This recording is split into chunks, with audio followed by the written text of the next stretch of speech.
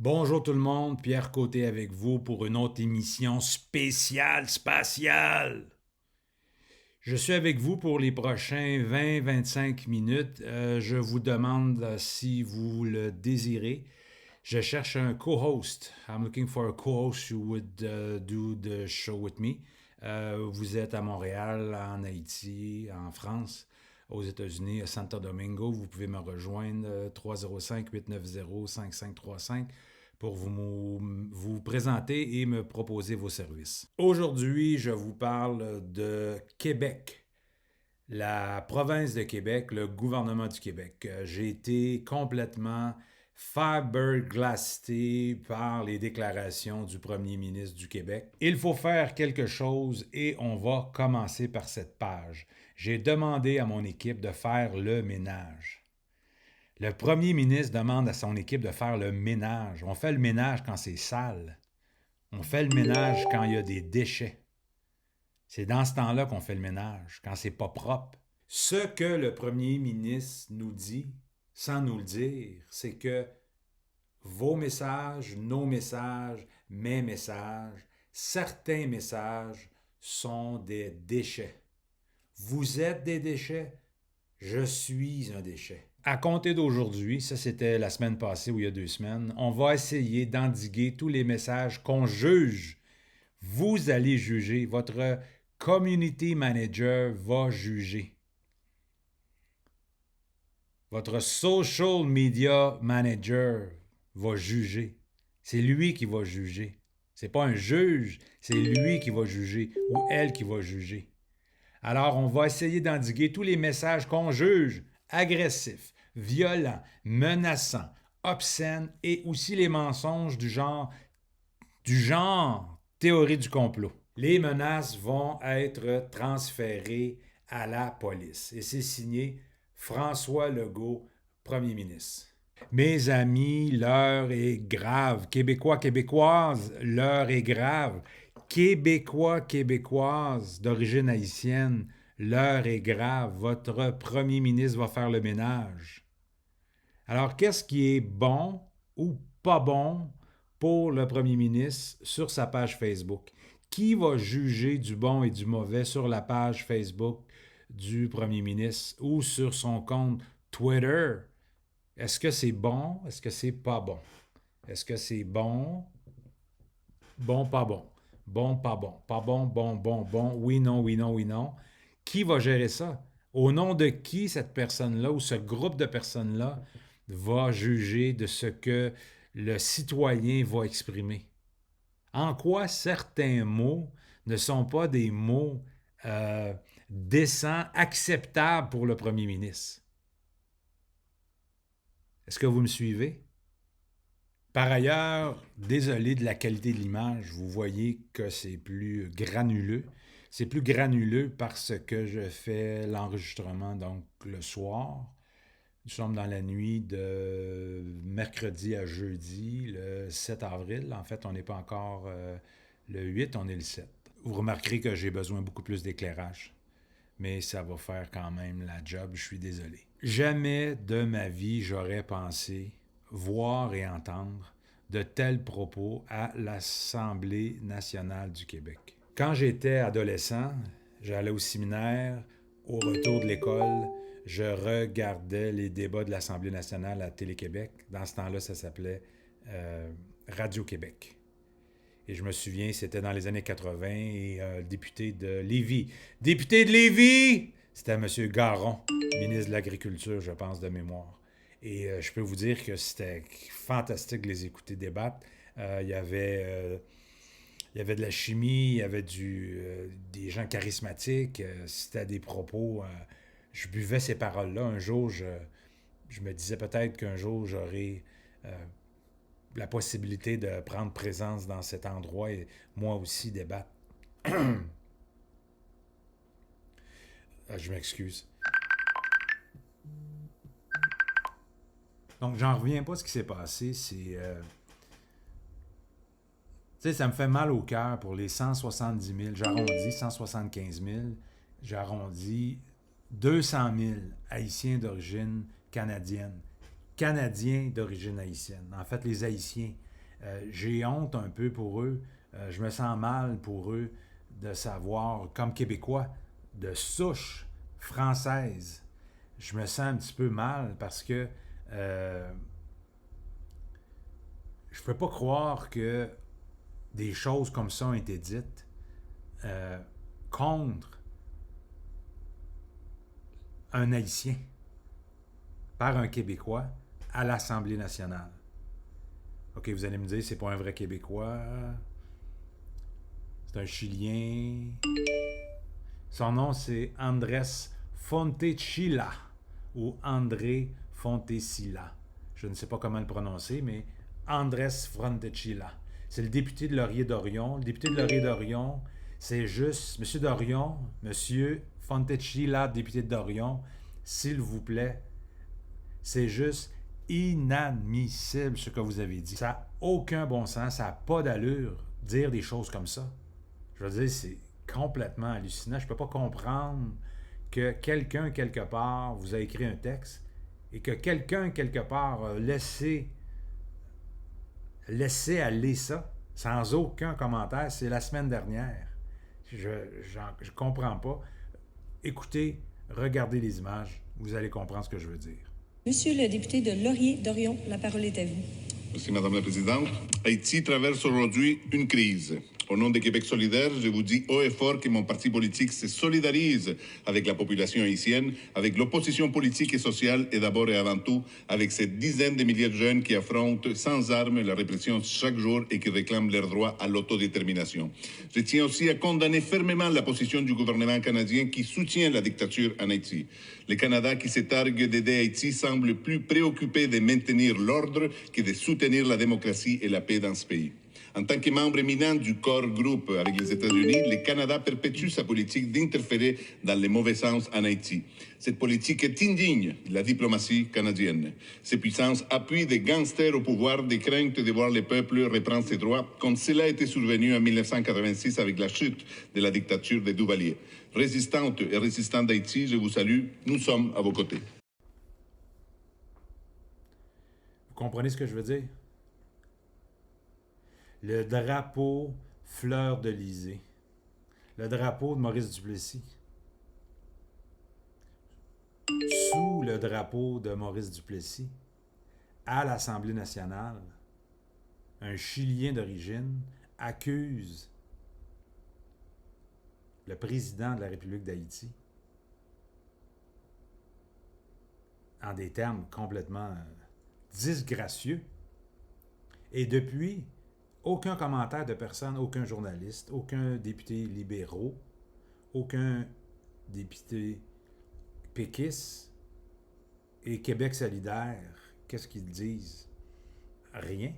Alors, on ramène ça dans le narratif. Je trouve ça inacceptable. Je vais faire le maximum. Je m'engage de faire le maximum pour être capable d'effacer ça et de demander aux députés de Dorion, députés de Laurier-Dorion, de s'excuser publiquement à l'Assemblée nationale au nom du peuple haïtien. C'est mon engagement. Tête chargée. Haïti traverse aujourd'hui une crise. Au nom de Québec solidaire, je vous dis haut et fort que mon parti politique se solidarise avec la population haïtienne. Vous faites référence à qui exactement quand vous parlez du peuple haïtien? De quel haïtien parlez-vous, monsieur le député? Est-ce que ce sont les citoyens haïtiens qui ont voté majoritairement, 2 fois plutôt qu'une, pour Jovenel Moïse?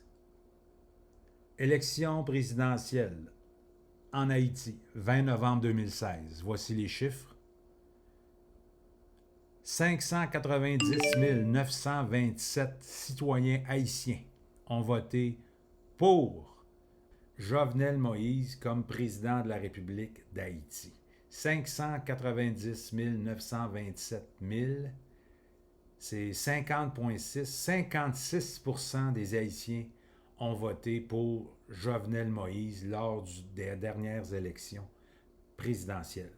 Est-ce que ce sont à eux, monsieur le député, à qui vous vous adressez, ou ce sont à ceux qui détruisent notre, votre, ma, whatever, Haïti chérie? Est-ce que c'est à eux que vous parlez, ceux qui détruisent le pays actuellement? Les connaissez-vous? Savez-vous ce qui se passe vraiment en Haïti? D'ailleurs, vous parlez d'une crise. Vous dites Haïti traverse aujourd'hui une crise. Monsieur le député, de quelle crise parlez-vous? Est-ce que vous connaissez l'origine de cette crise? L'origine profonde de cette crise-là? Pourquoi en Haïti actuellement il y a une crise? J'attends votre réponse.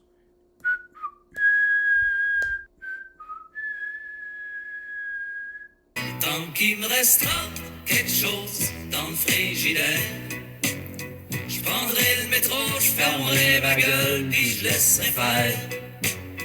Mais y a quelque chose qui me dit qu'un bon matin, ma Rosalie, on mettra du beurre sur notre pain. Alors, monsieur le député, est-ce que vous connaissez les vraies raisons à la crise actuelle en Haïti?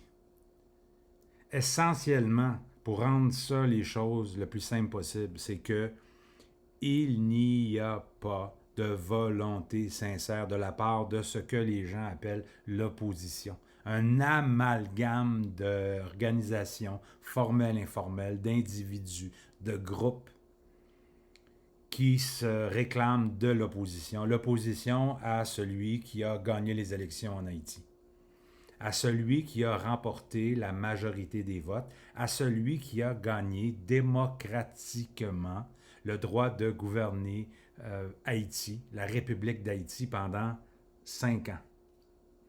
C'est son droit démocratique.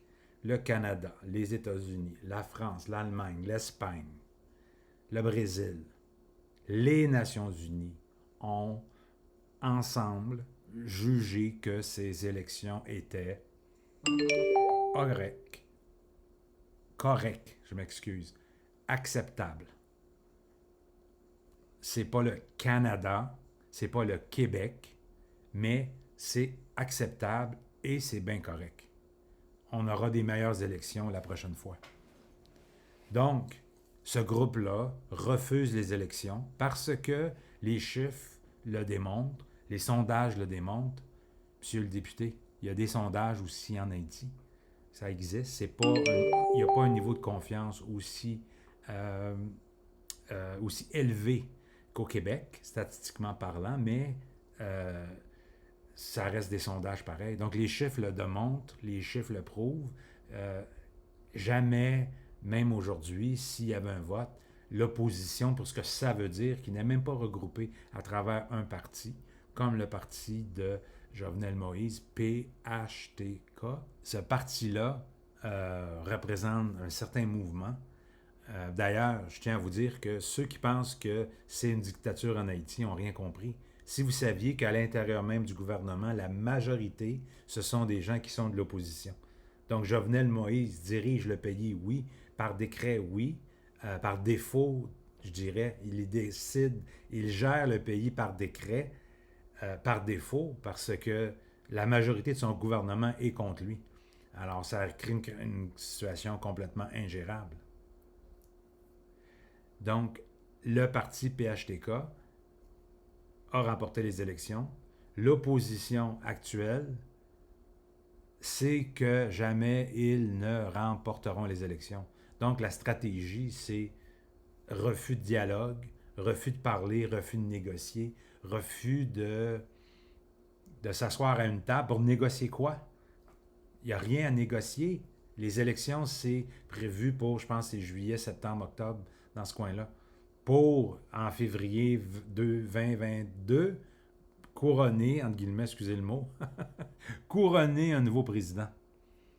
C'est le processus en Haïti. Alors, député de Laurier-Dorion, vous parlez à travers votre chapeau. Les vraies raisons, en fait, à la crise, c'est un refus de l'opposition de dialoguer avec le pouvoir, avec le gouvernement actuel, avec le président.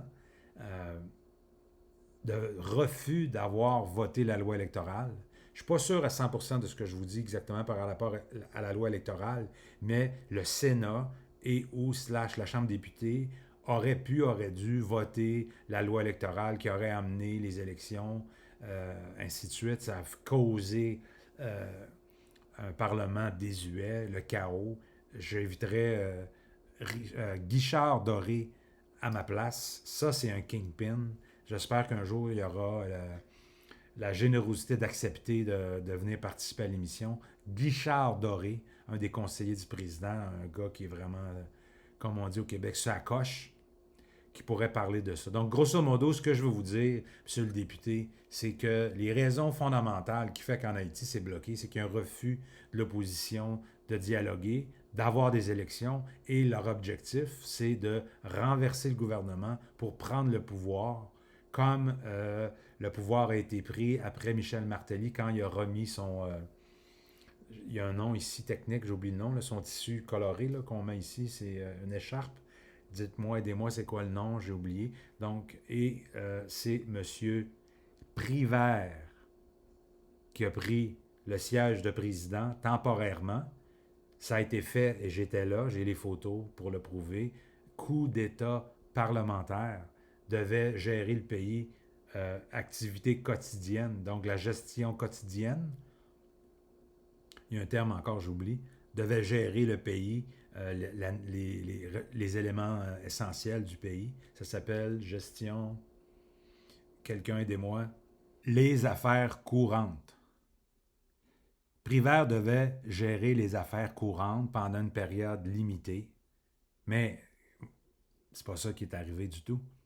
Privert est de la famille politique de René Préval, qui est lui-même de la famille politique lavallienne de Jean-Bertrand Aristide. Alors, il a pris complètement le pouvoir, et c'était pas les affaires courantes, c'était des nominations, des budgets, des voyages. Regardez les premières photos de Privert, et au bout de quelques mois, tu vois qu'il a changé de designer, il a changé de couturier, il a changé de budget. C'est complètement hallucinant.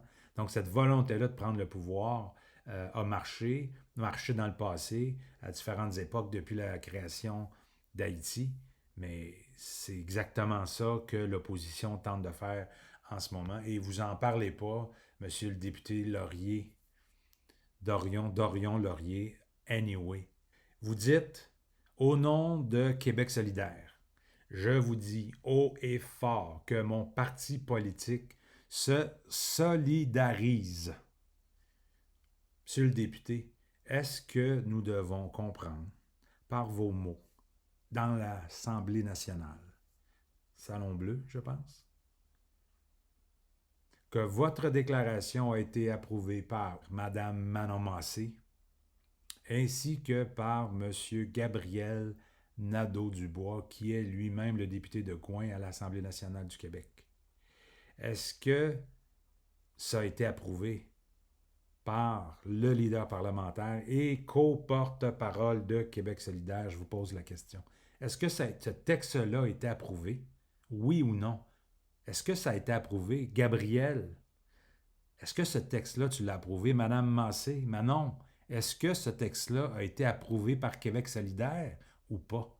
C'est inacceptable d'avoir laissé passer un texte comme ça à l'Assemblée nationale. C'est honteux, mais vraiment honteux pour les Québécois de souche blanche, canadienne, française, d'Amérique du Nord. Un Français, Canadien français. Ah bon? Un Américain du Nord français. Un francophone québécois canadien. Ah, c'est certain. Un Québécois d'expression canadienne, française. On est des Canadiens, Ah oui, je vois. américains, francophones d'Amérique du Nord. Oui, des je vois. Franco-Québécois. On est des Franco-Canadiens du Québec. Des Québécois canadiens. Les deux. C'est ça. C'est inacceptable. Et pour les Haïtiens, les Canadiens d'origine haïtienne, tous les citoyens, les électeurs de Bourassa-Sauvé, circonscription de Mme Paul Robitaille, c'est inadmissible. Vous représentez à l'Assemblée nationale, monsieur le député de Laurier-Dorion, 50 000 électeurs, à peu près. Ces 50 000-là, la moitié, au moins la moitié, parlent à la maison une autre langue que le français. Donc, vous attaquez les Haïtiens, un Haïtien, vous-même d'origine chilienne, représentant un comté, une circonscription à majorité multiethnique, majorité provenant de l'immigration. Vous attaquez. Pourquoi vous faites ça? Pourquoi faites-vous ça? Je n'ai pas compris. Vous êtes le porte-parole du deuxième groupe d'opposition en matière d'immigration. Donc, c'est sur vous que vos électeurs se fier pour critiquer le parti au pouvoir sur des thèmes de l'immigration, en matière d'immigration, de diversité et d'inclusion. Et là, vous arrivez avec un texte comme ça. Mais voyons donc, c'est quoi l'histoire? Ça n'a aucun sens. Pourquoi à pas avoir respecté?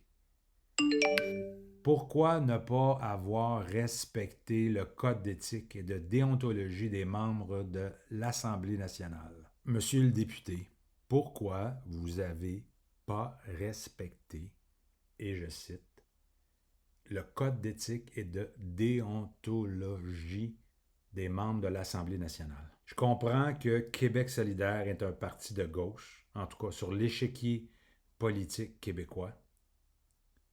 Mais je ne peux pas croire que le Québec solidaire, le Parti Québec solidaire de gauche, encouragerait une forme de désinformation politique. Madame Massé, Gabriel, c'est pas quelque chose que vous engagez, que vous supportez, encore moins. Vous ne vous engagez pas à nourrir la désinformation. Vous essayez de lutter contre la désinformation. Alors pourquoi laisser passer ça? C'est clairement un pamphlet de désinformation à 200%. Vous pouvez m'appeler, vous pouvez m'inviter sur toutes les chaînes. Pas personne jamais qui va m'inviter sur aucune chaîne. Mais je tiens à vous dire que c'est important, j'y tiens. Je suis prêt à débattre publiquement de ce que vous avez dit, ce que vous avez écrit ou ce que quelqu'un a écrit pour vous. Monsieur Fontecilla, ou Fontecilla, je vais dire Fontecilla. Andrés Fontecilla, c'est chilien, n'est-ce pas? Vous êtes chilien. Dans votre biographie, il est écrit « Né au Chili, Andrés Fontecilla immigre au Québec avec sa famille en 1981. » Un an après le référendum. Vous avez fait partie des nombreux Chiliens qui ont fui le régime Pinochet, le régime du général Augusto Pinochet. Conservar, mantener y proteger la independencia y soberanía de la nación frente a cualquier agresión que pueda afectar su desarrollo como Estado independiente, libre y soberano, y estar integralmente al servicio de la patria y sus altos intereses. Si así no lo hiciere, que Dios y la patria me lo demanden.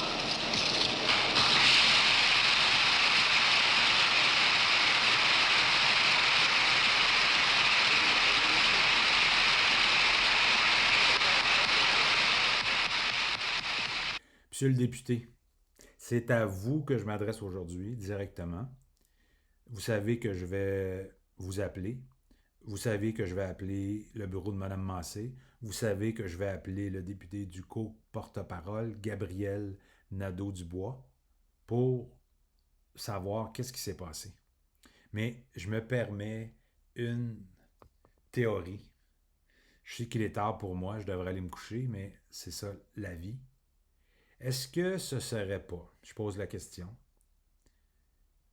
vos propres traumatismes d'exilés fuyant votre pays, et je lis ce que j'ai écrit, je fais comme Marie-France Bazot, elle lit toujours ce qu'elle a écrit, jamais d'ad-lib. Est-ce que vous ne seriez pas, à travers votre exposé, en train d'essayer de fuir vos propres traumatismes d'exilé, d'essayer d'exprimer les émotions refoulées dans votre déclaration devant l'Assemblée nationale du Québec. Mais voulez-vous bien me dire qui a mis ça dans votre tête, qu'il y avait une dictature en Haïti?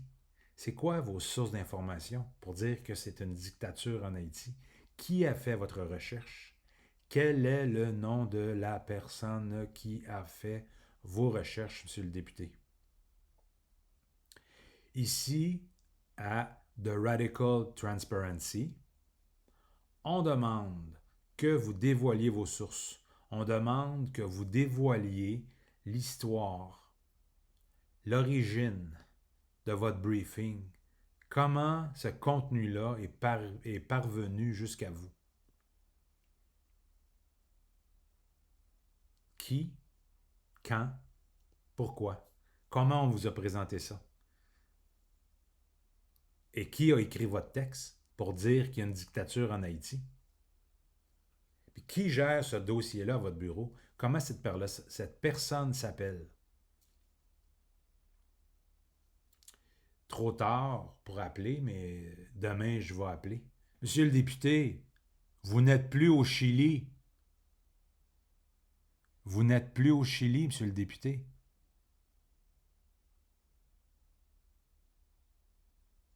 Il n'y a pas de dictature en Haïti. C'est une invention, un narratif de l'opposition pour tenter de renverser Jovenel Moïse. C'est une stratégie marketing politique extrêmement sophistiquée, financée par Sogénère, qui est propriété, détenue en majorité par des membres de l'oligarchie haïtienne,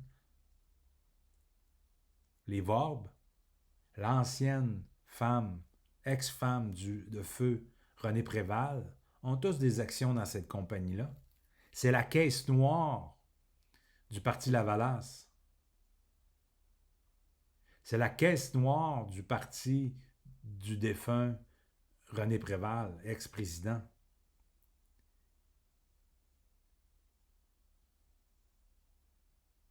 Vous comprenez? Est-ce que c'est ça qu'on vous a dit? Est-ce que c'est ça qu'on vous a expliqué? Que tout ce mouvement-là, le truc Petro-Caribé, c'est les mêmes bagailles, c'est le même mouvement, même narratif, même branding, même stratégie de marketing politique pour laisser croire à ceux qui ne suivent pas la politique haïtienne de près comme vous, que vous devriez faire, mais vous ne le faites pas, c'est clair. Vous devez comprendre ce qui se passe en Haïti. Monsieur le député de Laurier-Dorion, vous êtes à gauche, vous êtes nécessairement de la même famille que Jean-Bertrand Aristide. Alors, la gauche-droite haïtienne, canadienne, québécoise, c'est un petit peu difficile, mais pour moi, j'ai défini une gauche haïtienne qui est en réalité une extrême droite. Mais ça, c'est plus difficile à expliquer. Alors, je vais me contenter de mouvement Lavalas, c'est à gauche, l'extrême gauche, comparé ici au Québec. Donc, vous êtes de la même famille politique que Jean-Bertrand Aristide. Savez-vous qui est l'auteur? Qui a assassiné Jean-Dominique, le journaliste Jean-Dominique? D'ailleurs, savez-vous qui est Jean-Dominique? Qui était Jean-Dominique? Et pourquoi Aristide l'a assassiné? Pourquoi Aristide a fait assassiner Jean-Dominique? Jean-Dominique, c'est quelqu'un d'exceptionnel. Vous regarderez le film The Agronomist, mais ce que je peux vous dire, c'est que Jean-Dominique, c'est un journaliste, entrepreneur, propriétaire d'une station de radio, et il a été probablement une des premières personnes, ce que moi j'ai compris, en Haïti, à diffuser des émissions en langue créole à la radio. Son influence est incroyable, encore aujourd'hui. Encore aujourd'hui, la plupart des journalistes font ça, parce qu'ils sont inspirés, ils ont été inspirés par Jean-Dominique. J'ai rencontré son épouse quand je travaillais aux Nations Unies. C'était un privilège extraordinaire de la prendre en photo. C'est une femme extraordinaire. Alors, Jean-Bertrand Aristide a commandé l'assassinat de Jean-Dominique. Et vous êtes de cette même famille politique-là à travers vos propos. Le réalisez-vous? Le comprenez-vous? Le 3 avril 2000, Jean-Dominique a été assassiné.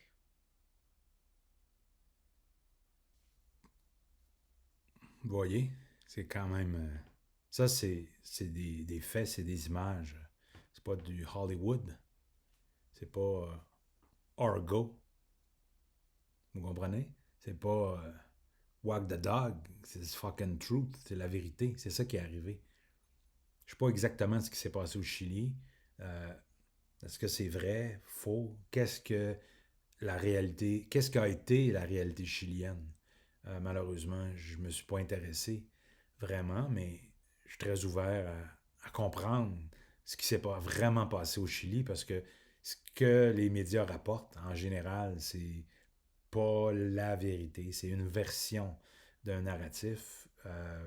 On voit ce qui se passe en Haïti avec Amélie Baron et AFP.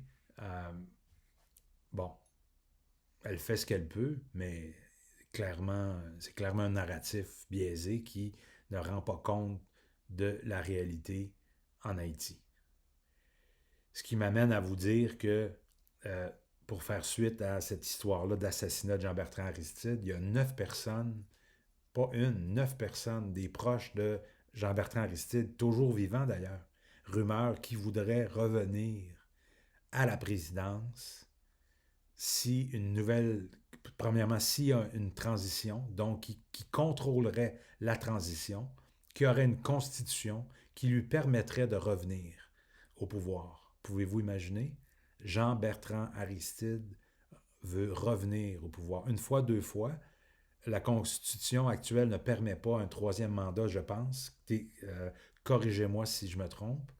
Mais ce que je veux vous dire, c'est qu'une nouvelle constitution qui permettrait à un président de revenir une 3e fois, c'est ce que souhaiterait Jean-Bertrand Aristide pour se présenter à nouveau à la présidence.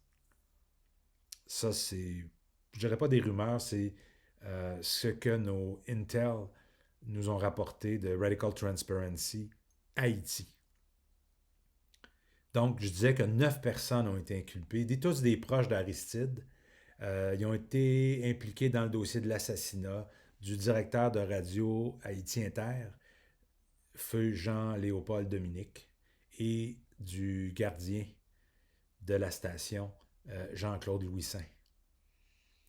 Malgré tout ça, vous avez quand même osé dire des niaiseries. Vous devez savoir que actuellement, une de ces personnes-là, ancienne sénatrice, et je la cite, je la nomme, Myrlande Liberus Pavert, réside actuellement aux États-Unis. C'est l'ex-responsable de la Fondation Aristide pour la démocratie et elle est toujours très proche de l'ancien président d'Haïti, créateur du mouvement Lavalas, du parti Lavalas. Elle-même, elle est considérée comme l'auteur intellectuel de l'acte. C'est capoté, hein? Mais ça fait partie d'un narratif que probablement vos sources ne vous ont pas informé. Parce que je suis convaincu, monsieur le député, que vos sources sont des sources de gauche qui sont anti-Jovenel Moïse. Parce que la majorité des Haïtiens à Montréal, pour un paquet de raisons historiques, que je comprends très bien, de différentes générations, sont en général contre le pouvoir. Ils sont contre Jovenel Moïse, qui serait un peu d'une école, d'une famille politique déclinée du duvalierisme. On disait la même chose de Michel Martelly. Alors, certaines générations plus vieilles dont le père de Dominique Anglade, la chef du Parti libéral, ont quitté Haïti à cause de ce qui se passait en Haïti, donc dictature des Duvalier. Ils sont partis. Donc c'est clair que pour eux, ne favorise pas un parti ou un président qui serait d'une école, d'une famille politique près d'eux et d'une autre génération, ceux qui ont fui le pays et qui étaient des enfants du mouvement Lavalas. Des Lavalassiens, il y en a plein, Montréal-Nord, c'est partout, à tous les coins de rue. Ouh, on les voit, on les reconnaît, on parle, boum, boum, boum, on les reconnaît tout de suite. Alors, je suppose, mon hypothèse, ma théorie, c'est ça. Est-ce que je me trompe? Est-ce que je me trompe? De toute façon, je vais vous appeler. Je ne vous harcelerai pas. Je vais simplement faire mon travail de citoyen, mon droit de citoyen dans une société dite démocratique, parfois j'en doute, avec les propos fous, ouais, les propos du premier ministre. On va faire le ménage. Est-ce qu'on va faire le ménage de ce que moi je dis, que je prends le téléphone pour appeler un employé de l'État, salarié de l'Assemblée nationale, pour lui demander qui est la personne qui a fait le dossier de recherche du député de Laurier-Dorion. Dorion-Laurier. I don't know. Mais est-ce qu'on va me mettre en prison pour appeler, pour poser ces questions-là? Je me le demande. Est-ce que la SQ va débarquer chez nous? Est-ce que la police de Trois-Rivières va débarquer chez nous parce que on pense que j'harcèle les gens au téléphone? Je harcèle personne, je fais juste poser des questions. Vous ne répondez pas, je repose la question une deuxième fois. Vous ne répondez pas, je repose la même question une troisième fois. Vous me racontez toutes sortes de mensonges. Non, c'est pas... Vous m'harcelez, vous m'appelez sur mon téléphone mobile. Ben oui, mais c'est un téléphone personnel. Non, c'est le téléphone qui appartient au gouvernement. J'ai le droit de vous appeler et de vous poser des questions. Je n'ai pas nécessairement la classe d'un grand diplomate, d'un plaideur. Je suis peut-être de moi-même de l'école de Pierre Falardeau. Les bourgeois pleins de marde d'aujourd'hui, déguisés en bourgeois pleins de marde d'autrefois, célèbrent le bon vieux temps. Le bon vieux temps, c'est la conquête anglaise de 1760. Par la force des armes, les marchands anglais s'emparent du commerce de la fourrure. Chaque année, les grands boss se réunissent pour fêter leur fortune. Ils mangent, ils boivent, ils chantent. Ils s'appellent McGill, Ellis, Smith, Frobisher, Mackenzie. C'est ça le Beaver Club il y a 200 ans. C'est la mafia de l'époque. Ils achètent tout. Les terres, les honneurs, les médailles, le pouvoir. Tout ce qui s'achète. La gang de la fourrure forme lentement l'élite de la société. Les voleurs deviennent tranquillement d'honorables citoyens. Ils blanchissent l'argent sale en devenant banquiers, seigneurs, politiciens, juges. C'est ça le Beaver Club au début. 200 ans plus tard, leurs descendants, devenus tout à fait respectables, font revivre cette fête par excellence de l'exploitation coloniale. Le gros Maurice, ministre des Forêts, devenu boss d'une multinationale du papier.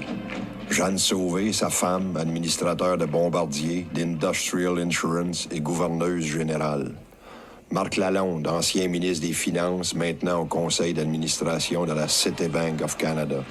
Francis Fox, ministre des Communications, engagé par Astral Communications. Toute la gang des Canadiens français de service est là, costumés en roi nègre biculturel.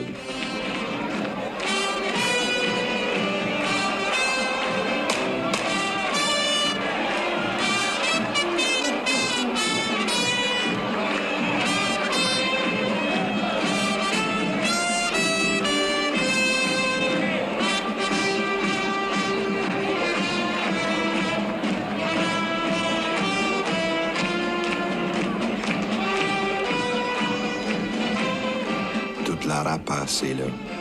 Des boss puis des femmes de boss. Des barons de la finance, des rois de la pizza congelée, des mafiosos de l'immobilier.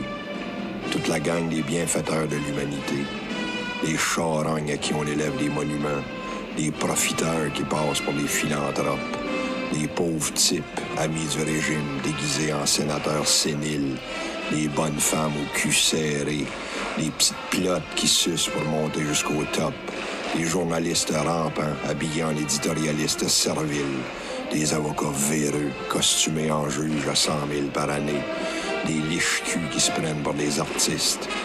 Toute la gang est là, un beau ramassis d'insignifiants, chromés, médaillés, cravatés, vulgaires et grossiers avec leurs costumes chics et leurs bijoux de luxe.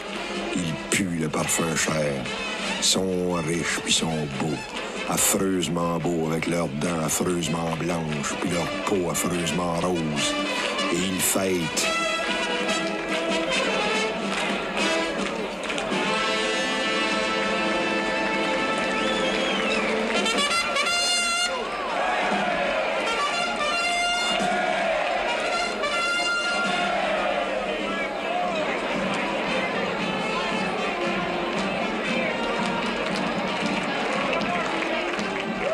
Au Ghana, une fois par année, les pauvres imitent les riches. Ici, ce soir, les riches imitent les riches. Chacun à sa place. Les bourgeois anglais se déguisent en bourgeois anglais. Les collabos bilingues s'habillent en collabos bilingues, souriants et satisfaits.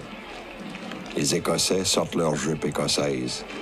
Les Indiens se mettent des plumes dans le cul pour faire autochtone. On déguise les Québécois en musiciens et en waiters. Les immigrants, comme les Québécois, en waiter, chemise à carreaux et ceinture fléchée. Manque juste les raquettes et les canisses de sirop d'érable. Les porteurs d'eau déguisés en porteurs de champagne. Alouette, gentille alouette. C'est toute l'histoire du Québec en raccourci. Toute la réalité du Québec en résumé. Claire, nette, pour une fois, comme grossi à la loupe. Ce soir, les maîtres fêtent le bon vieux temps. Ils fêtent l'âge d'or et le paradis perdu. Ils crient haut et fort, sans gêne, leur droit au profit, leur droit à l'exploitation, leur droit à la sueur des autres. Ils boivent à leur succès, ils chantent que tout va bien, que rien ne doit changer, que c'est pour toujours, toujours aux mêmes, toujours les mêmes.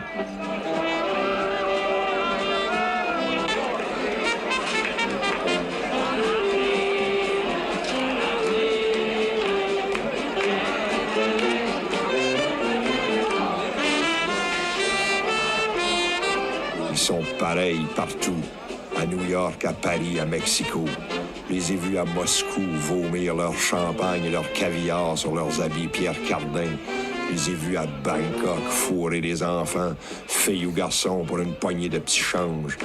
Je les ai vus à Montréal, dans leurs bureaux, avec leurs sales yeux de boss, leurs sales voix de boss, leurs sales faces de boss, hautains, méprisants, arrogants, les crottés avec leurs chemises blanches puis leur aquavelva, minables avec leurs Mercedes puis leurs raquettes de tennis ridicules, comme des remords, gras et épais avec leurs faces plates puis leurs party de cabane à sucre, plein de marde jusqu'au bord à force de bêtises et de prétentions, crosseurs, menteurs, voleurs, et ça se reproduit de père en fils. Une honte pour l'humanité.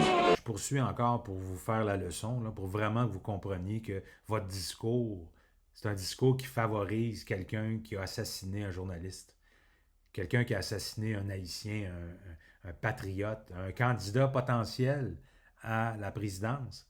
Certaines rumeurs disent que Aristide a fait assassiner Jean-Dominique parce qu'il pensait peut-être à se présenter comme président.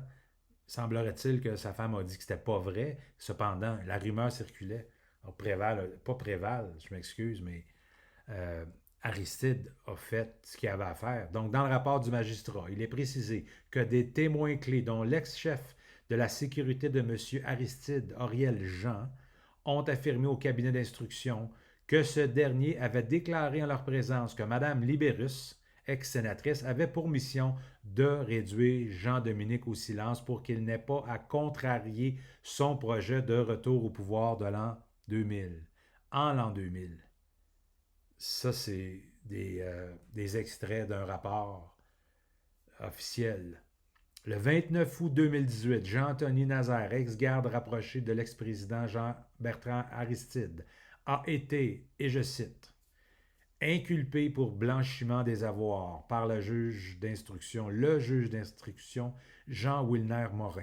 La Fondation Aristide, personne morale et les nommés Toussaint Hilaire et Myrlande Libérus Pavert, responsables de cette fondation, sont quant à eux inculpés pour complicité de blanchiment des avoirs.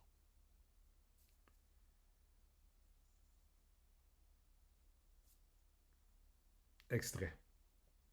Sous question de droit, ça nous va parler de blanchiment d'argent. Nous, est que le juge Morin qui sortit ordonnance pour condamner. Jean-Anthony Nazaire et de l'autre membre dans le secteur de Valaston. Fondation Aristide tout. Fondation Aristide et. Il a indexé le tout sur la question de blanchiment d'argent. Ah bon? Et je dis, nous venons parler sur blanchiment d'argent. Oui. Moi, j'ai micro, petit garçon, pas la veine. C'est qui ça, blanchiment d'argent? C'est que, bon, en Haïti, nous connaissons ça, que tout le monde a parlé de blanchiment d'argent. C'est pas prendre comme là à la rivière, chercher savon pour cleaner. Non, c'est pas ça que blanchiment d'argent. Blanchiment d'argent, c'est tout cob que le monde fait de manière illégale et puis il chercher bail cob là yon allure cob qu'il fait propre. Et nous prenons un exemple. On égale dans drogue, il fait $100,000, il passe néglaté, il doit pas toucher même 50,000 gouttes, il fait $100,000 américains. Depuis qu'il commence fonctionner comme ça, tout le monde va sentir que son nègre qui nous bagaille louche, automatiquement, il décide de blanchir comme là. Pour le blanchir, il peut le mettre dans des activités côté que, il peut le faire mon ouais, tant que son cob qu'il était fait de manière légale. Et c'est ça qui blanchiment l'argent. Et en Haïti, il y a une loi sur question blanchiment d'argent qui c'est la loi du 14 novembre 2013, que loi ça lui-même qui t'a expliqué tout ça qui est pour avec une loi qui sorti 14 novembre 2013 sous question blanchiment d'argent. Mais on regarde blanchiment d'argent tout et ça faut après toute institution financière dans un moment là. Loi exigeait pour yo gen ça un département de conformité ou bien des moun qui là des officiers qui travaillent dans question lutte contre le blanchiment d'argent et contre le financement du terrorisme et pas gagnon banque, pas gagnon institution financière qui a fonctionné qu'on y a qui pas gagné yon moun comme ça qui a travaillé là-dedans pour lutter contre le blanchiment d'argent. Mais en Haïti, nous avons remarqué que y a un pile cob qui blanchit. Je vous montre tout ça pour vous faire comprendre à quel point vous avez commis une erreur. Votre discours, votre affirmation, votre déclaration politique à l'Assemblée nationale, je veux dire, c'est sacré. Et vous défendez une famille politique qui a un modèle d'affaires de blanchiment d'argent. Dans le rapport du juge, Jean-Bertrand Aristide et son chef de sécurité, Auriel Jean, sont considérés comme des témoins importants.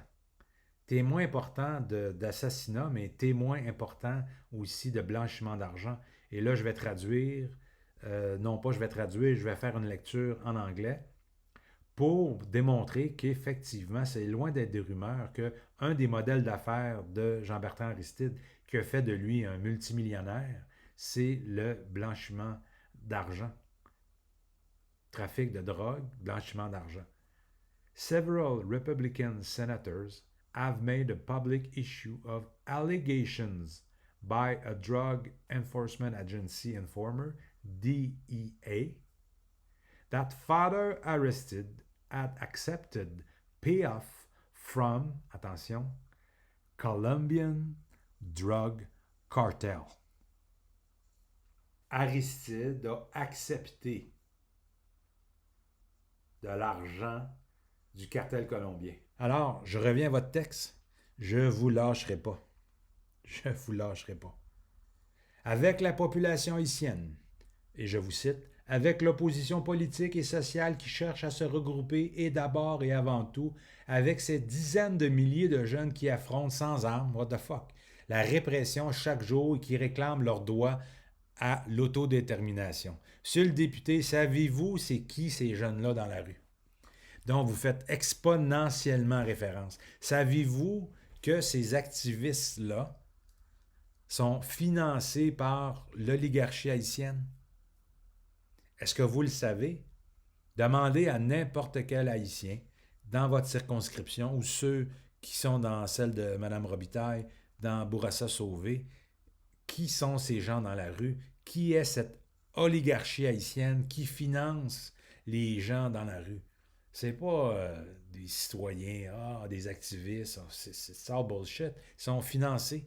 Ça fait partie d'une stratégie politique haïtienne. Ça se passe pas comme ça au Québec, mais c'est comme ça que ça se passe là-bas.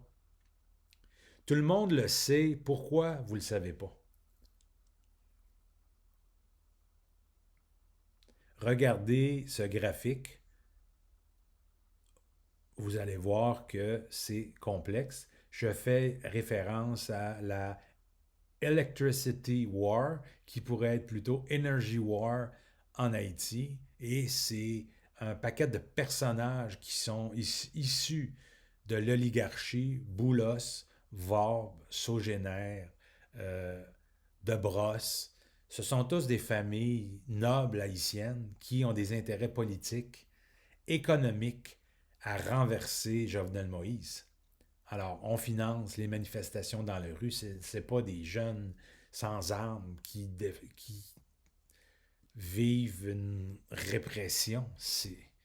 Puis d'ailleurs, je veux me permettre de vous dire que quand on dit que Jovenel Moïse, la PNH, attaque les journalistes, ça n'a rien à voir avec la réalité. En Haïti, tout le monde peut dire « je suis journaliste ». Je m'en vais dans une manifestation, j'ai une caméra, je deviens journaliste. En réalité, je ne suis pas un journaliste, je suis un activiste. Ce que je veux, c'est que la PNH me frappe pour qu'un caméraman, un photographe de AFP prenne la photo, puis que, comment elle s'appelle, Amélie Baron, dise « répression des journalistes en Haïti ». C'est pas ça. En Haïti, des journalistes professionnels, il n'y en a pas une tonne.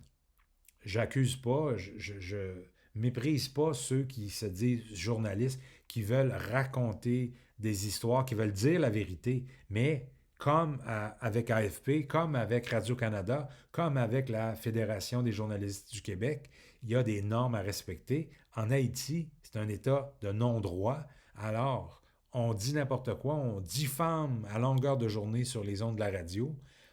C'est continuellement ça qui se passe. Laissez-moi vous dire que,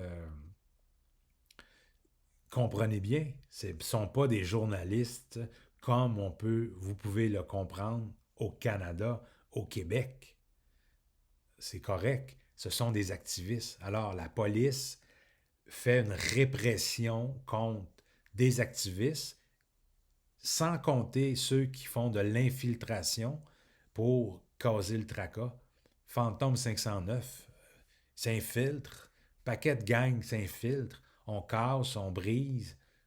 Ce ne sont pas des pacifiques qui se manifestent de façon pacifique.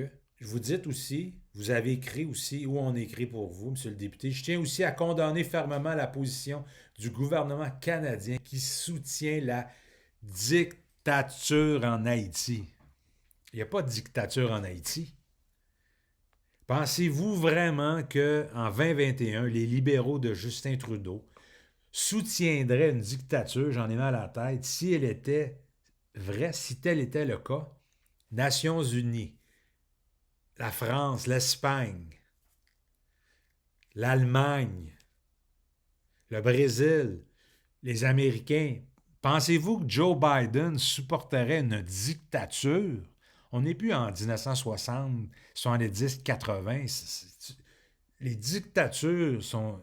En tout cas, je ne dis pas que ça n'existe plus, mais à l'ère de l'information, à l'ère de l'Internet, des médias sociaux, bonne chance pour être un dictateur.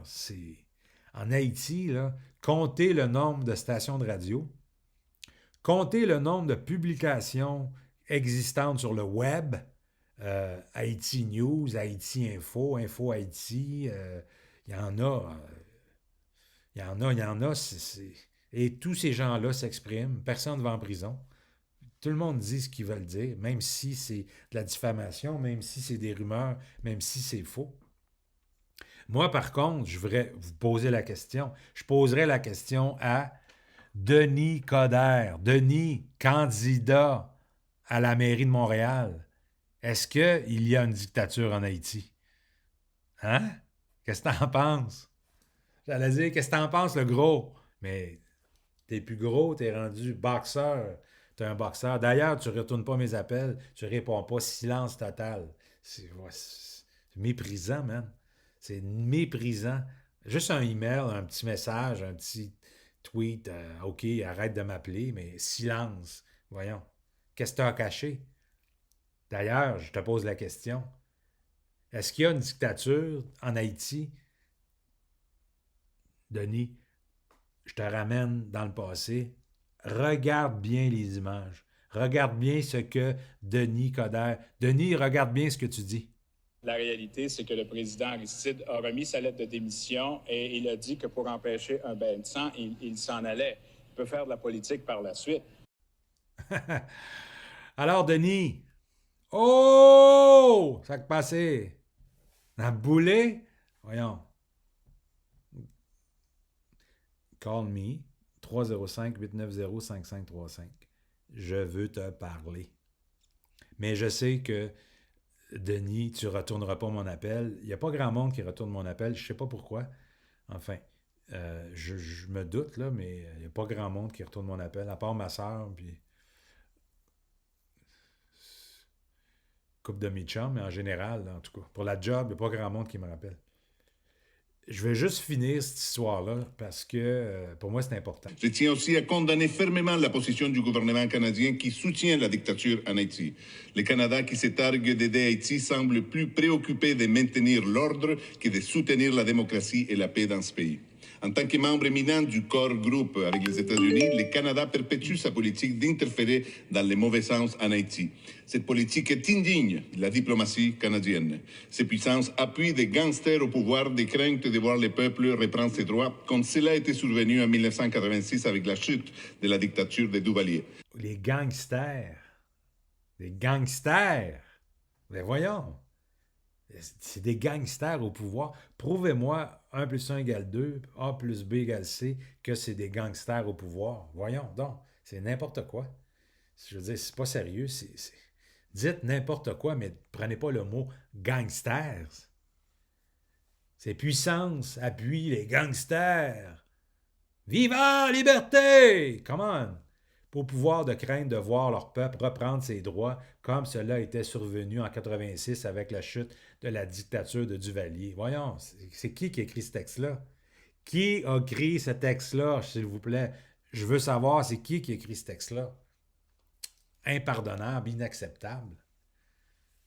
Reprendre ses droits. Le citoyen haïtien moderne, contemporain, 2020, 2017, 2020, 2019, 18, 17, 16, a voté en 2021. 2021, il ira voter.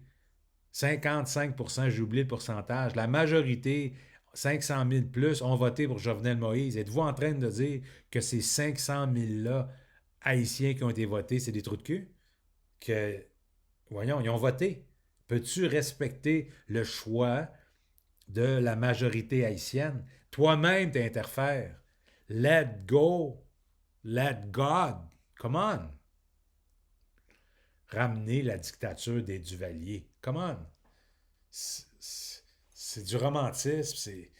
On voit que ce texte-là a été écrit par quelqu'un qui a été affecté, qui souffre encore de ce qui s'est passé quand Duvalier père-fils était au pouvoir. C'est évident, mais ne vous servez pas de ce pamphlet-là à l'Assemblée nationale. C'est indigne d'un député. Si j'étais puissant, on va le voir, je vous demande votre démission.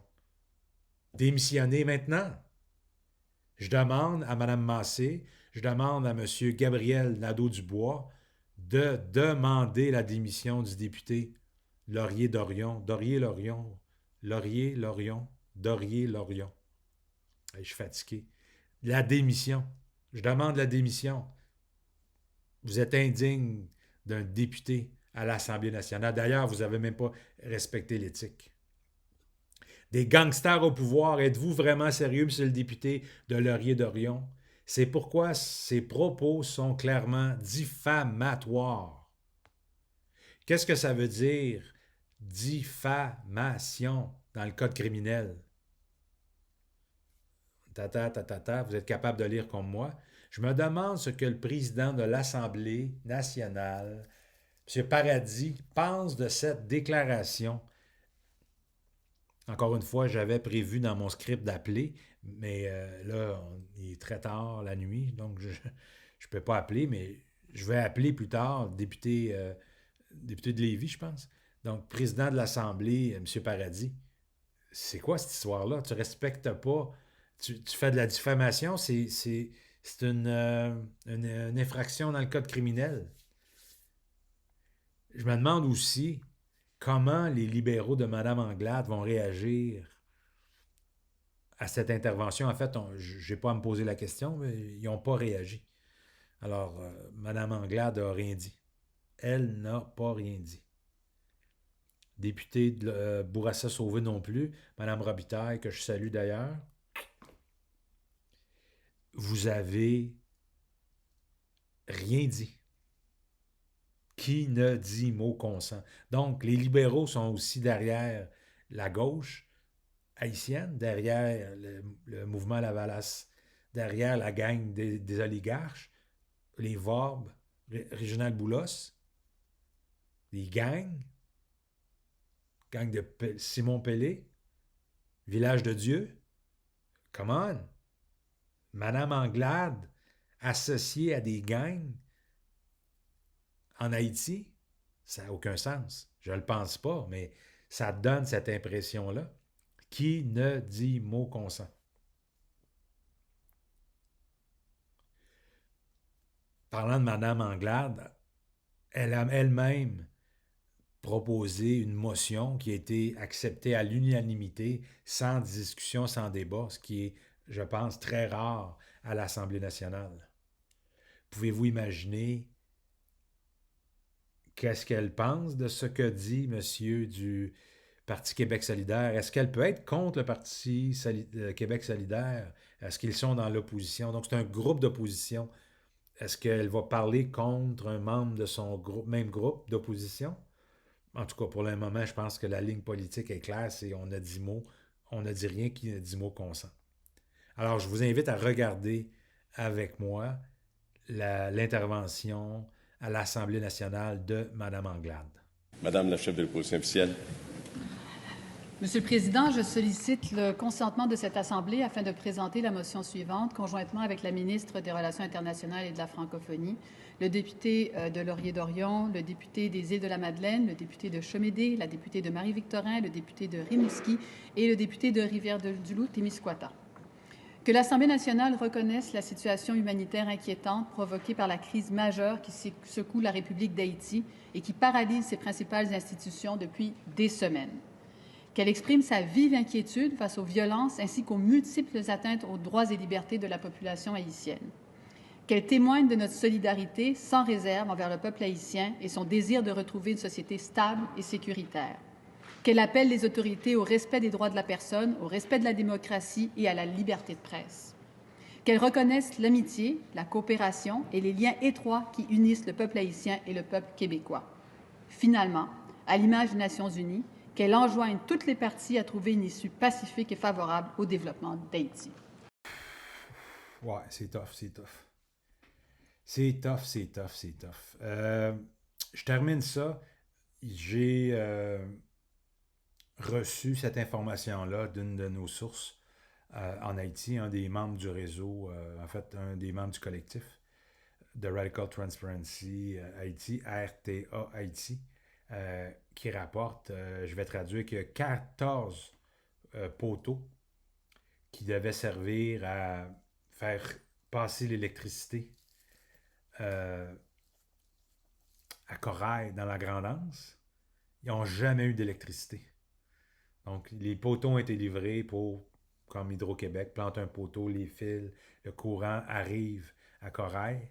Regardez, c'est où? C'est magnifique. C'est un petit village, dans le département de la Grande-Anse. Quelqu'un a brûlé les poteaux. Je veux dire, les enfants de l'école, les Timounes, ont manifesté aujourd'hui contre ce geste-là complètement dégueulasse. Pensez-vous que c'est Jovenel Moïse qui a brûlé ça? Ou vous pensez que c'est l'opposition? Quelqu'un va me dire, non, c'est Jovenel Moïse, c'est le diable, c'est le devil.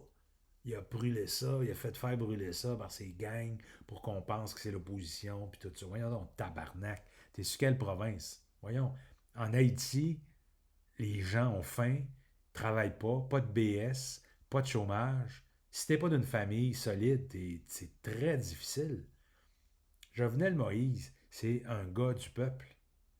C'est un gars qui comprend c'est quoi avoir faim. Il est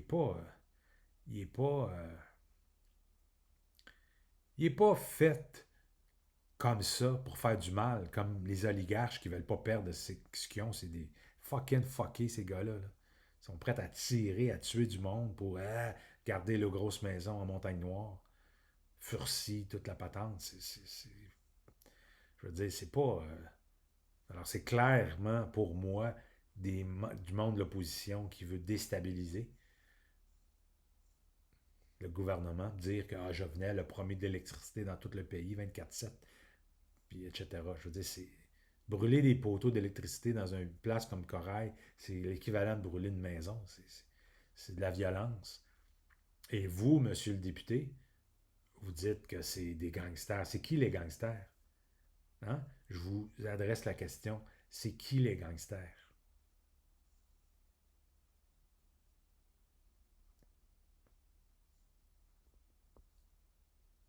Alors, je vous invite à me contacter, 305-890-5535, ou tiens, facilement là, sur Twitter, c'est facile, Twitter, @PierreCôté, c'est moi.